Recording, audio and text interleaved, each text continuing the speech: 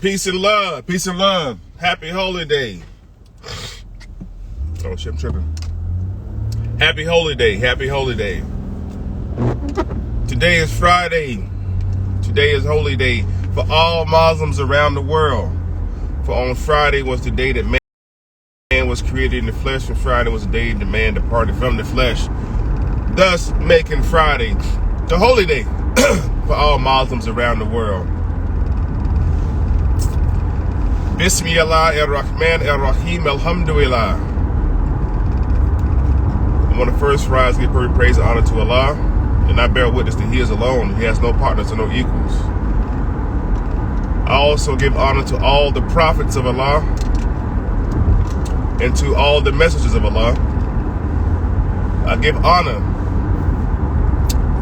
to the Harbinger, Marcus Messiah Garvey. I give honor to Noble Jew Ali. I give honor to Confucius. I give honor to Yeshua al-Mashiach. I give honor to all the prophets. I give honor to all the apostles. I give honor to the Mahdi, the guide. I give honor to the Mujenta, the reformer. All of these individuals were sent forth from Allah subhanahu wa ta'ala. Peace and love. Peace and love, family. Peace and love. Haven't been on live in a while. I know you guys probably seen my banter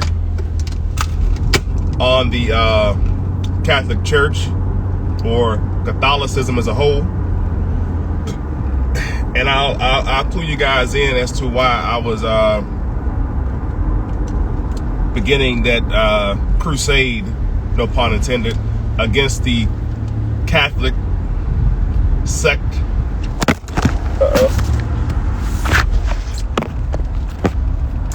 Hold on. My thing fell. Okay. But I'll clue you guys in as to why I was going on that banter on that against the Catholic Church or against Catholicism. And I don't have anything against Catholicism, really. I don't have anything against nobody's belief system. I don't really particularly even care about anybody's belief system. You know, if you believe what you believe, then, you know, that's cool. But I'm supposed to be going up against an individual whose name I won't mention. And it's supposed to be, you know, a conversation or a debate or whatever. And that's still being put together, by the way. So you'll see the flyer soon. M.O.I versus or whatever, however it's going to be promoted or marketed. But I'm going to talk about some of the historicity of the Catholic Church and Catholicism as a whole. You know what I'm saying? So when you see that flyer posted, be sure to tap into that conversation whenever it happens. It may be this month, maybe next month, but I wanted to prep you all mentally for the historicity, and I didn't even really go in on any shit yet. Like I was just giving some highlights. There was a highlight reel of some of the stuff dealing with Catholicism, because the shit can go way back. But I think this individual that I'm going to go up against in this conversation with Catholicism and the historicity of Christianity, because we have to understand that the Catholic Church takes credit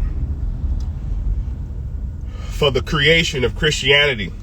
And by right, if you understand the history of the parts that the Catholic Church played in the creation of Christianity, then by rights of virtue, they can lay claim that they created, and I really truly mean the word created.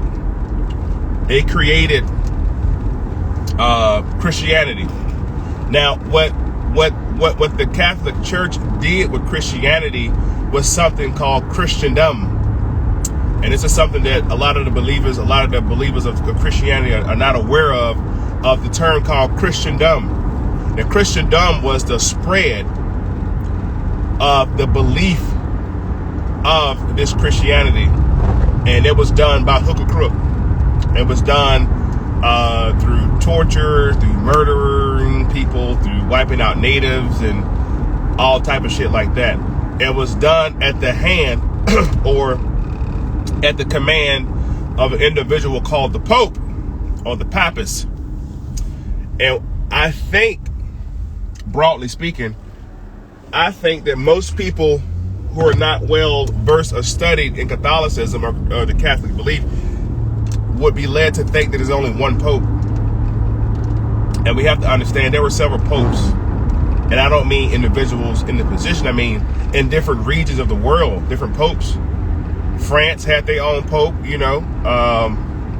Spain had their own pope. And of course, Rome had their pope. And there was a seat of the Papists and in Europe. And these are all the locations that Christendom had conquered. This is the conquest of Christendom. But the part that gets me routed is these so-called Catholics or these popes or these cardinals or these bishops actually learned at the feet of our African brethrens at the Hagia Sophia. If you never heard of the Hagia Sophia, that's okay. I want you guys to look it up. You already know. If anybody's on this live feed, you already know. Grab your pen and your paper, your pencil and your paper. Take some fucking notes. Take some notes. Take notes. Don't sit here and just listen to me rattle off information and try to remember this shit, because it ain't gonna work that way. When you take notes and you go study for yourself, this information becomes something you know and not something you heard. And that's why I'm here. I love the motto of the good brother Dane Calloway when he said, "I'm just here to make you think." And you know, that should be echoed throughout the conscious community. We all should be disseminating information to make each other think. The thinking mechanism begins the learning process. So this is just information. I'm not here to convince you nor persuade you. I'm here to teach you a version of the truth, but we must be careful with the truth, because Allah gives us our own version of our own truths, our own portion of understanding, which is suitable unto us. So this is just what I have collected and gathered through my studying, right? Don't sit here and say what I said, you know what I'm saying, without doing your own due diligent research. Now, the formulation of the Catholic Church is quite interesting if you care to dive into it and have a conversation with a devout. The word they use is orthodox. The word orthodox is traditional. The Orthodox Catholic or believer would be led to believe that the formation of Catholicism, or the belief of Catholicism, is based on the teachings of Jesus Christ.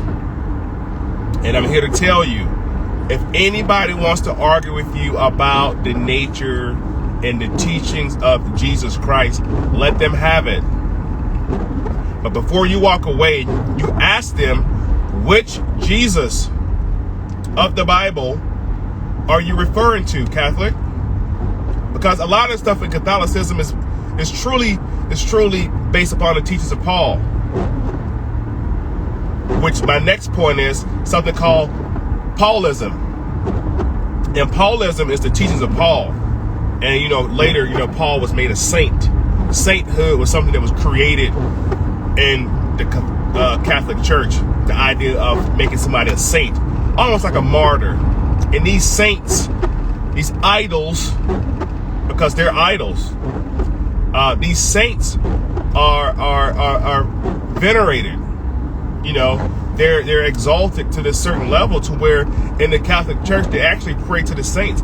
For example, they pray to Saint Mary, which is supposedly the mother of this Jesus Christ. And I'm using words like supposedly the mother of Jesus Christ because as I'm mentioning names like Mary and Jesus, of course, if you can't help it, no matter how conscious you are, no matter how aware you are, you can't help but to go back into your Christian mind, into what you were taught about Christianity. And you know that Mary gave birth to Jesus, so on and so forth. And it's also close to Christmas, by the way. It's close to Christmas. And we'll deal with that in a second about the idea of the nativity scene and Christmas and another saint that's venerated by the name of Nicholas, who we call Saint Nick. Along with Saint Nick, he had a creature called Krampus, and we'll deal with Krampus also. So anyway, all of these ideologies are coming out of Rome, out of a Greco-Rome theme of these created ideologies. Now, these created ideologies are also coupled with, and here's the word, write this word down, they're coupled with something that's called dogma. And dogma says that you have to believe this way. You have to do it this way. Dogma is what creates this notion of my religion is the only true religion. My belief is the only true belief. This is called dogma. But this dogma is taught to the believers. And these dogmatic decrees, write that down too, dogmatic decree. These dogmatic decrees are handed down from individuals in positions of leadership that teach the people these certain beliefs. Now, this Jesus character is the center of this Catholicism, of the Catholic belief, this Jesus character. And I'm saying Jesus character because at this point in 2021 in your conscious journey, you should already know that the letter that gives you the J sound was not introduced to the language until around the 17th century AD, Anno Domini. That means anything prior to the 17th century, the letter J would have not been mentioned. But instead, what you get is the letter Y, right? A-E-I-O-U, and sometimes Y, they say, right? We should know that at this point. So the Y is replaced by the J later. There was no Jesus. There was no Jesus prior, or a name Jesus, not the character, not the individual, not the human flesh, not the person, but the name itself was not in existence at a time period that the Roman Catholic Church are propagating that Jesus existed. There was no Jesus. There could not be a Jesus prior to Jesus being born. The word, the letter J didn't even exist. If we're talking about Joshua, again, the letter J is there in Joshua, but Yeshua. Now, Yeshua is a different story. But this Jesus character comes out of a character by the name of Serapis. And everything I say to you, go look it up, because it's going to stay in the context of the Greco-Roman era, or during what's called the Holy Roman Empire, or during the Byzantine rule. Okay? And we know that the Byzantine didn't fall. It was just reseated or rethroned by Muhammad II, right? And we know that the idea of Mohammedanism, of the belief of Rasulullah Muhammad wa alayhi salam, was introduced later. Let's go back. Serapis, or Serapis, they call him Serapis or Serapis. Serapis was introduced into the ancient Egyptian culture by way of Alexander the Great. I tend to call him Alexander the Greek. He was actually a Macedonian. And if any of these words are unfamiliar to you, if you don't know where Macedonia is, if you don't know where Greece is, if you don't know where Rome is, if you don't know where the Etruscans are, if you don't know where Sardinia is, get a map, look it up. It all makes sense. In fact, you can pretty much Google the map of the Byzantine Empire. Google that. Look that up. Look at the map of the Byzantine Empire. And when you look at the map of the Byzantine Empire, it's going to directly correlate with the 7 churches of the Bible, which is in Ephesus and throughout Samaria and mostly parts of Asia, Asia Minor, which is Little Asia, right? Asia Minor mostly comprises of the areas in the Mediterranean, in North Africa area. So there's a direct correlation between the 7 churches that are mentioned in Revelation and also the Byzantine Empire, the location of the Byzantine Empire. This becomes important later, and I'm going back to Paul, and I'm jumping around on purpose so you guys can look this shit up. And I'm going to give you the whole entire narrative. This is not story time. It's not a Netflix special right here. This is for you to get points and make notes and go study for yourself, right? So Serapis comes into ancient Yakupta, ancient Egypt, ancient Mizraim, because we're correlating Bible mythology with actual history, so I can call it Mizraim. That's what Egypt is. Egypt is ancient Mizraim. And anybody in that area will call Mizrahites. And if you've never heard of Mizraim, go look up Mizraim lineage, going back from Cush all the way back to Ham, all the way back to Noah, or who you call Noah, right? This is a particular area that is dealt with. In fact, this is the only area in the Bible that's dealt with. The Bible don't go over to Europe. The Bible don't even really go into Asia. I mean, like the Far East Asia. The Bible never comes to America. None of the Americas. The Bible only deals with a particular area, which is North Africa, in the ancient lands of Shinar, or what you call today in Mesopotamia. It particularly deals with areas like Cush, the land of Sheba. Sheba is an area, not a person, okay? So that's where the Bible hangs out at, mostly in Africa. Because if you understand that the African ideology of religion gave birth to the Eurocentric version of religion, then it all makes sense to you, how it all is coupled together. And this is why particularly that Noble Drew Ali says, return the church, which is the Catholic Church, return the church and Christianity back to the Europeans. Give that shit back to them, because this was created for their salvation. Now, how was Christianity created? I'm going to go back to Serapis in a second. How was Christianity created for the European salvation? Well, there was several council meetings, and I know that we're all familiar with the Nicene Council. But are we familiar with the Council of Locida or the Council of Ferrara? Are we familiar with, really familiar with the Council of Chalcedon, the Council of Ephesus? Because the Council of Chalcedon and the Council of Ephesus is the council meetings that give birth to the created creature called Mary. Mary was a created entity. Mary was deemed a coin, what's called the Theotokos. Look it up. The Theotokos means the mother of God.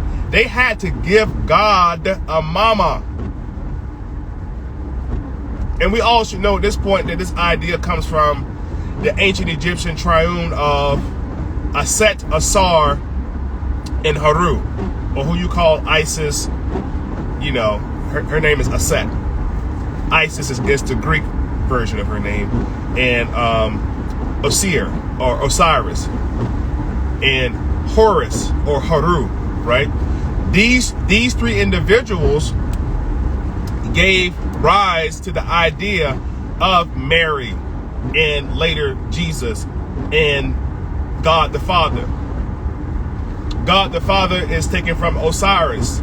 The Mother Mary is Isis. Jesus is Haru. This triune, this idea, this triune is giving life between the council meetings of Chalcedon and the Council of Ephesus. This is the Roman Catholic Church birthing Christianity. There was no Christianity. Why do I say there was no Christianity? Because there was no fucking Bible. Excuse my language. There was no Bible. You have to have a book to have a religion. The secular community of Europe could not read or write. A lot of y'all be giving Europeans too much credit. They couldn't read or write. There was no Bible. The first Bible, as we know it, the version that we know it as the King James Version, was put together for the first time in 1516 by a man by the name of Desiderius Erasmus. I think his name is Earumus, Erasmus. Desiderius Erasmus, 1516. When he put together something called the Nova Instrumentum. 1519, it was called the Nova Testamentum. The word Nova in Latin means new. So we see Nova Scotia and so on and so. Nova, N-O-V-A, Nova. Nova means new. Nova Testamentum. 1535, for the first time, you had the Pentateuch, the books of Moses, which is Moshe, or Moses Maimonides, which is another Jewish writer. He put together what was called the Pentateuch, or the Torah, and what was now called the Injil, in the same book, 1535. Look up a man by the name of Miles Coverdale. Miles Coverdale, Milescoverdale. Miles Coverdale. I'm a teacher, so I'm gonna spell a lot of shit out. I teach, so I gotta spell it. Miles Coverdale. Also, look up a man by the name of John Wycliffe. Look up John Wycliffe. And I'm making this point because there was no book. If I take the Quran away, there is no Islam, meaning there's no formidable religion, because the book governs the religion. If I take away the Holy Koran of the MSTA, there is no system. If I take the Bible away, there is no system. So the book came after the formation of the idea. Now, out of the Council of Nicaea, which we're all familiar with, there was something called the Nicene Creed. And the Nicene Creed told you that it would be God the Father, God the Son, God the Holy Spirit, which is known as the Triune. The Triune had to be created. They had to put formulas and documentation in place to make the people believe this shit. Because see, prior to the council meetings, right, Serapis Christos, Serapis, who was one of the generals of Alexander the Greek, Alexander invaded ancient Egypt. He was only there for like 3 years. Alexander left ancient Egypt. He died. And Serapis marveled at the religious structure and just the structure, the civilization of ancient Egypt, to where Serapis began to shut down the temples in ancient Egypt because he wanted to become a god. Now, the individuals who were in ancient Egypt, who were the scribes and the priests, were called Coptic. Look up Coptic, C-O-P-T-I-C, Coptic, or Melkite. Melkite Coptic Egyptians were the priesthood. He wanted to basically make himself a deity amongst the gods of ancient Egypt. This is Serapis. Serapis began to close down all the temples in ancient Egypt. He took all the scrolls and literature out of all the temples in ancient Egypt, and he housed these scrolls into one building called the Great Library of Alexander. Look it up. Now, what's so crazy is the Great Library of Alexander confuses me because the Romans and the Greeks never had a fucking alphabet. Look it up. The ancient Egyptians applied their letters to the Greek language, and the Greek language birthed its alphabet or alphabeta from the Demotic form of the ancient Egyptian language. If you're not familiar with the manuscripts of ancient Egypt, there's three. There's one that we're all familiar with, which is called the hieroglyphics. That's the pictorial form. There's a script called the Metaneter, And there's something called the hieratic and demotic form of writing. Now the Greeks coupled the demotic form of writing, which gave birth to their alphabet. The Greeks never had a fucking language, or alphabet, I'm sorry, a written language. You're giving these Europeans too much credit.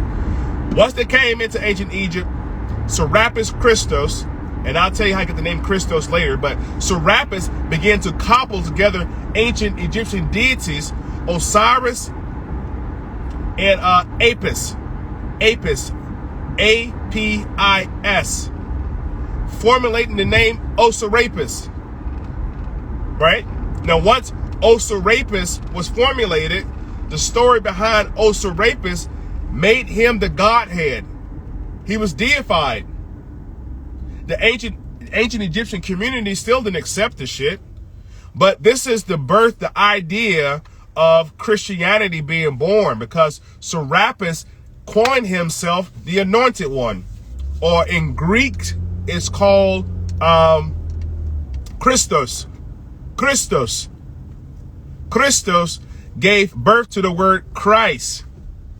Look up the etymology of the word Christ.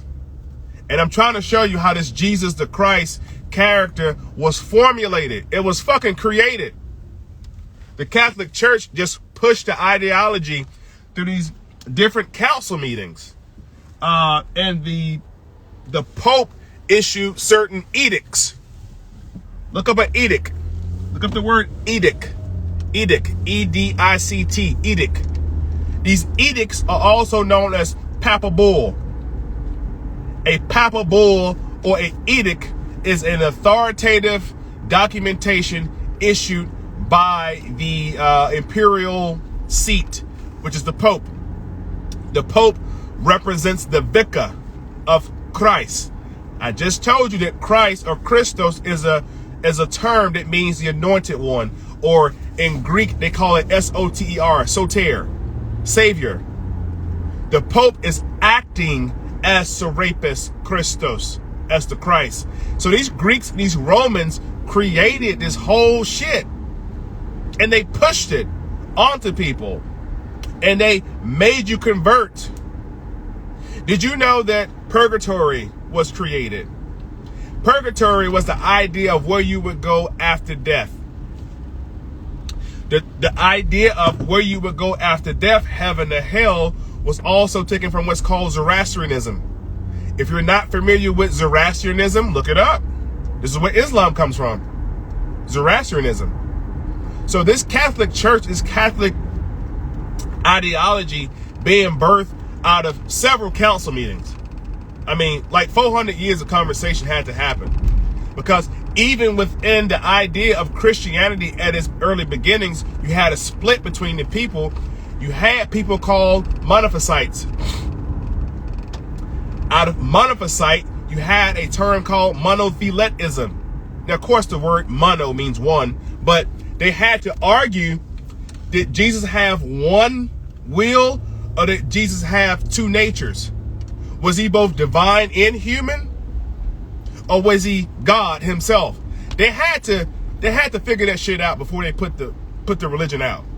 So Christendom at its early stages being formulated, they had to figure a lot of shit out. If they were going to convince the world that this was going to be the newfound religion of the planet, they had to do a lot of convincing. So those who did not agree with the teachings or the idea that was being propagated of this Jesus character being formulated, they had to go. They had to kill him. They had to get rid of him. So you would see people like Arius or Arius. Arius was a Coptic brother who basically created a schism. It's called the Dantanus Schism. It was a North African schism. And this North African schism basically was teaching people that you can't create this shit. You can't come in here and hijack our shit and then go out to the world and propagate that this information is all wise, right, and exact. So now that Serapis has set up this ideology of this deity, this being, and this being was called Serapis, Christos, or the Christ. Now, the idea of the Christ comes out of Serapis Christos, the Greek. The Romans later formulate the idea of this Christ character having a mother, or a Theotokos.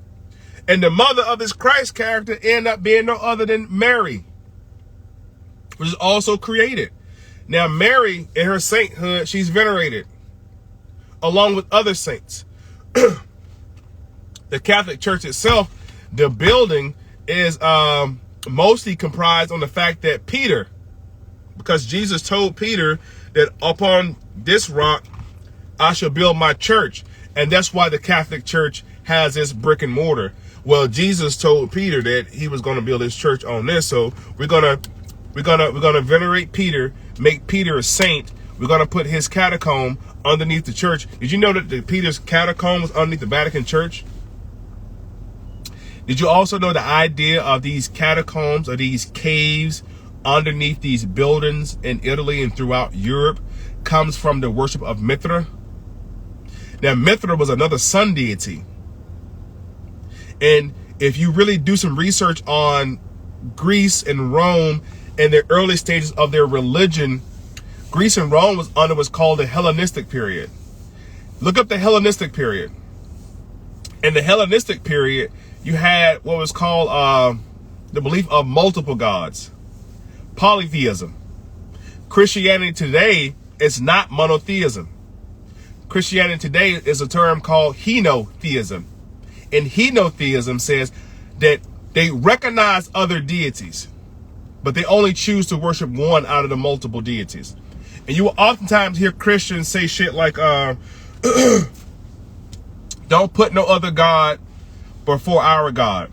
Or this is what the Bible says. God said, put no other God before me. And my question is, why is your God even recognizing other gods in the first place? Why am I recognizing other deities?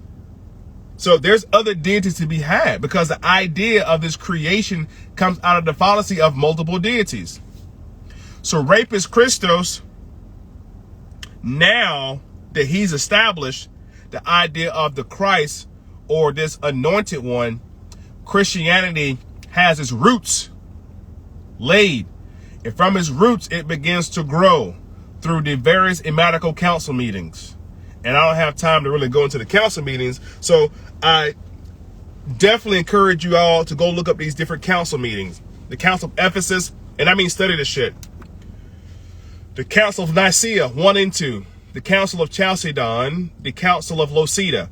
The Council of Locida, you'll see this is where Paul comes in there, because Paul, went unto the Gentiles, even after Jesus, or Yeshua, al-Mashiach, even after Yeshua, do not go into the way of the Gentiles.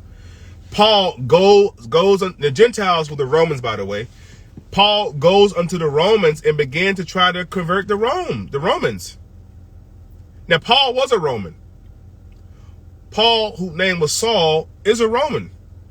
Paul is now saying that God spoke to him in person, because see, Jesus was dead as fuck. Jesus been gone off the planet before Paul even got here. But Paul did encounter a Jesus. What Jesus did Paul encounter? I would encourage you all to read the book of Colossians. I would encourage you all to read the book of Acts. The book of Acts and the book of Colossians will show you. Now, Colossians points out Jesus' justice. Jesus' justice is the Jesus that Paul knew. Paul did not know anything of Yeshua al-Mashiach, because nothing has been written about Yeshua al-Mashiach, or who you call Isa el-Maryam. Nothing has been written about Jesus yet, the Jesus of Nazareth. Nothing is written when Paul is here. Nothing get wrote about Jesus of Nazareth until later. So who is Paul talking about? Paul never met Jesus of Nazareth. See, Paul is an apostle. Imposter. Apostle. Paul is an apostle. An apostle does not learn from the master directly. See, Jesus had disciples. A disciple learns from the master directly. Paul was not a disciple. Paul was an apostle. So Paul begins to write these letters to the church of Ephesus. That's where the Council of Ephesus comes from. The idea anyway. Paul begins to write these letters pleading to the Roman government to convert. The Roman government eventually, they comply because Constantine comes into the picture. And Constantine's figure is like, well, shit, this idea of this Serapis shit, or this Christianity shit, could be beneficial to the empire. So Constantine said he had a vision. He had a vision of a cross in the sky. And in Latin, it says, in hoc signa vince, which means in this sign we should conquer. The idea of conquest. This is where Christendom is born. But Constantine is not a Christian yet. Constantine caused the council meetings, but Constantine was not a Christian. Constantine became a Christian at the Council of Ferrara. He was baptized. And an African brother by the name of Sylvester I, who was a bishop. See, when you look into the Catholic Church, the early bishops of the church were all black. All of them. Every last one of them were brothers. Because they came out of the Coptic community of ancient Egypt. These Europeans, Romans, Greeks, Spaniards, what's the other ones? Portuguese, French, all these individuals had to learn this religion.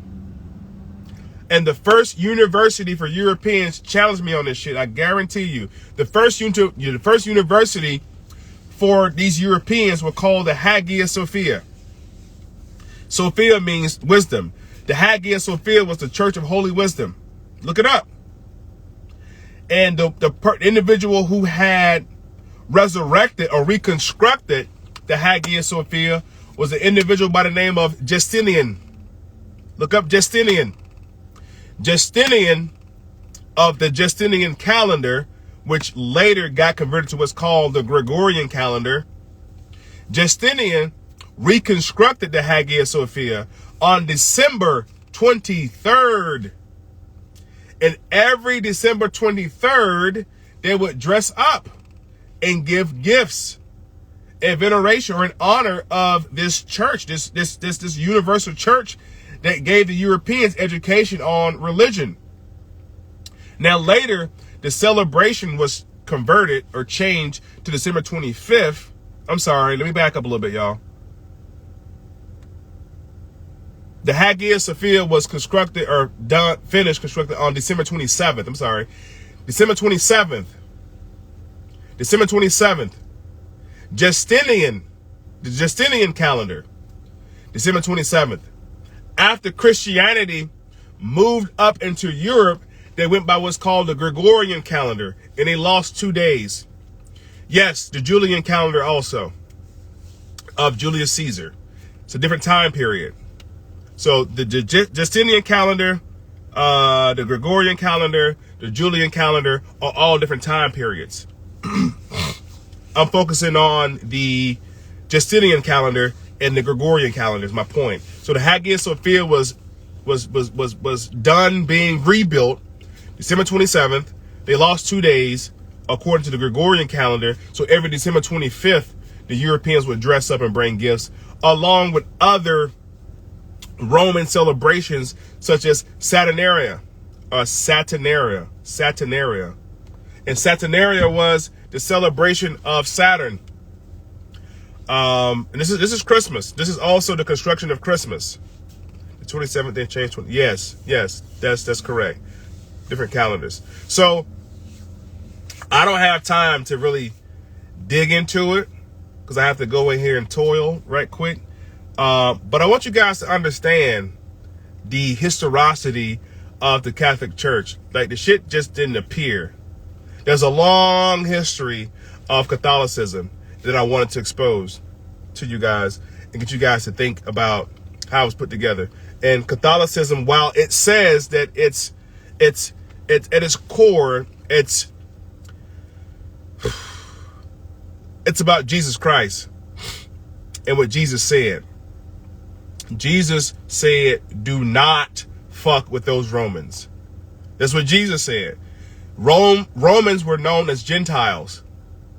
Jesus said, do not go over there and fuck with them. Jesus also said, render unto Caesar what is Caesar. All of it. That statement means whatever belonged to Rome, give it back to the ass. The same thing Noble Ali said. Give the church.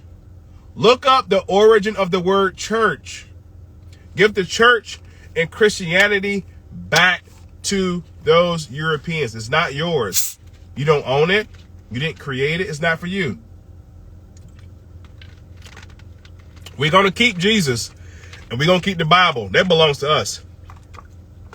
And I'll talk more about that later. All right. Peace and love, family. Happy holy day. Assalamu alaikum. Peace and love. Be fruitful this weekend. Have fun. Be safe. Peace.